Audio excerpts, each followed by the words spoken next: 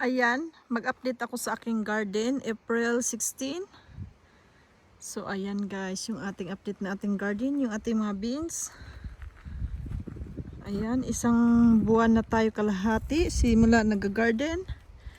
Ayan yung iba na harvest ko na, yung ating carrots. Ayan, may kasunod din. Yung ating tomato, yung ating dwarf tomato. Ayan yung ating mga cabbage, ang lalaki. Dito ang tataba din ng ating mga cabbage. Meron akong 4 na variety na cabbage. Cauliflower at saka broccoli. Iba-ibang variety yan sila. Ayan, ang tataba ng ating garden guys.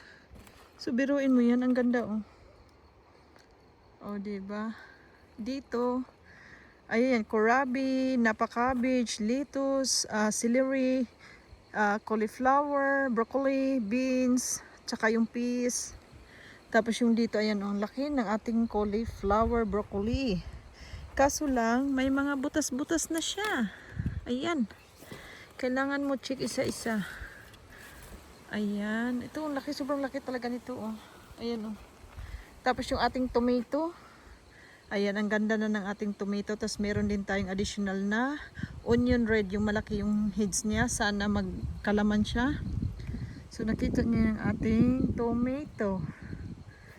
Iba-ibang variety yan guys. Buti na lang nagawan ko na kaagad ng trellis. Kasi nga, ang plano ko sana, taasan ko pa kunti. Kaso wala akong post na medyo mataas. Kaya pagsamantala lang muna yan.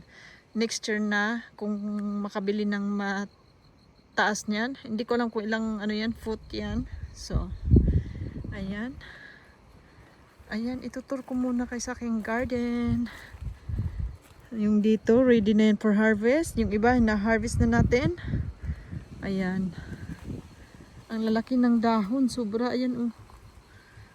Malaki pa sa aking katawan. Ayan, nalakas ang hangin. Ayan, nakita niyo yan. Mahangin.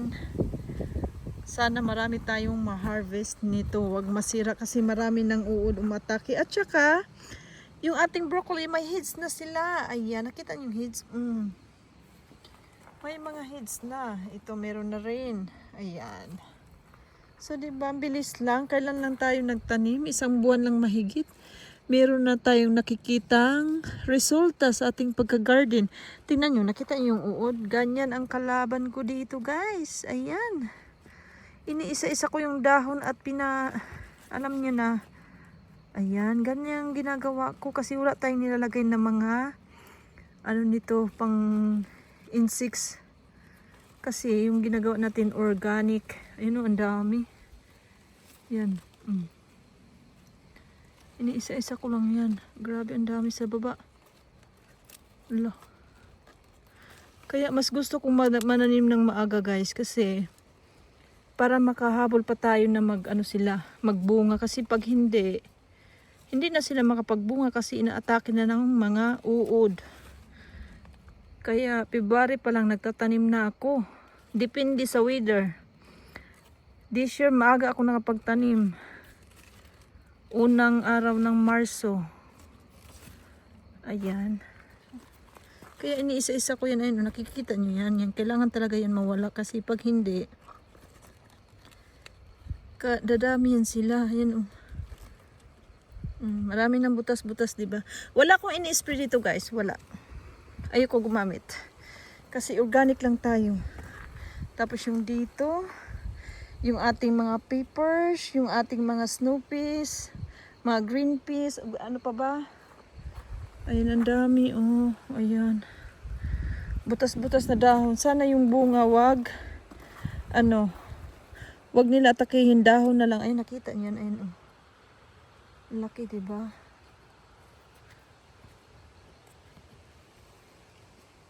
Ayan.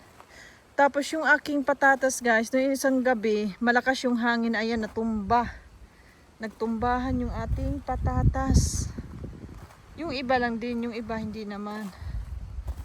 Ayan, nagtumbahan sila. Tapos yung ating mga squash doon. Yung ating purple na cabbage, ayan.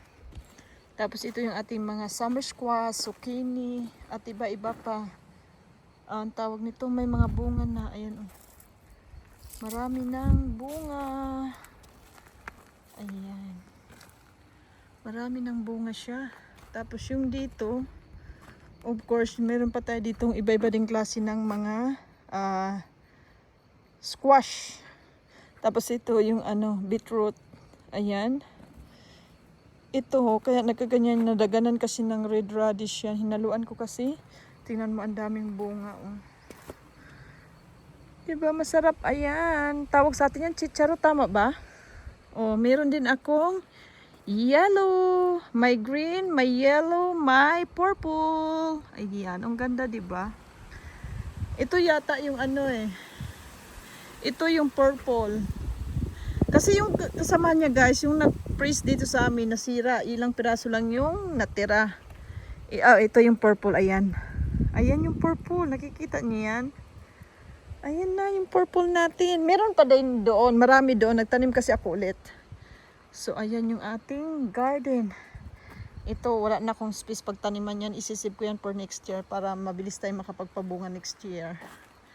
Ayan yung ating garlic. Yung ating garlic, malapit na tayo mag-harvest sa ating garlic. Yung ating mga kamatis sa paso. Of course, nagkalat yung ating mga garden. So, ayan. Ayan, ano yan? Watermelon. Tapos yung aking kalabasa. Ayan. Ang dami na rin yung bunga, guys. Ayan, nakita nyo yan. Pero yung iba na puyat. Ayan. Hayaan ko na lang yan. Tapos yung ating onion. Ayan, ang tatangkad ng ating onion. Tapos nag-additional din uli ako ng tomato. Tapos yung ating asparagus guys, hindi ko alam kung kailan to titigil. Kasi every other day, nag-harvest ako ng 2 piraso, 3 piraso. So, baka next year, marami na tayong ma-harvest kasi nagdagdag na rin ako. Dinagdagan ko sila sa pagtanim. Kasi hindi sila sabay-sabay mag-sprout. Kumbaga, 1, 2, ganun lang. Pero hindi ko alam kung kailan to matitigil sila ng produce. I-harvest natin yan. Of course. Kasi gugulayin natin yan. Andito, ayan. May asparagus dyan. Meron din doon. Nagdagdag ako para next year marami tayong ma-harvest. So, ayan yung ating kamuti sa paso. Sana maraming laman yan. So, good luck guys. Yan yung ating garden.